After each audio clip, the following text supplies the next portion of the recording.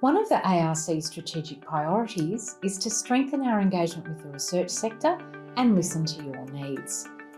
Consistent with the ARC strategy, and based on the positive feedback we received from our trial on providing unsuccessful applicants in the Industry Fellowships program schemes with their Assessor Scores, I'm pleased to let you know that the ARC will be rolling out this approach more broadly. To coincide with all future funding announcements, the ARC will provide unsuccessful eligible applicants with extra details about their results.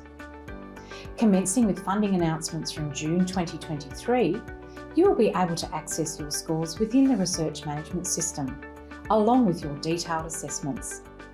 As with the Industry Fellowships program schemes, and in keeping with peer review principles, assessors will remain anonymous. We know the sector is also interested in the release of scores and assessments to successful applicants, and the ARC is investigating how this can be delivered. So stay tuned. Thank you.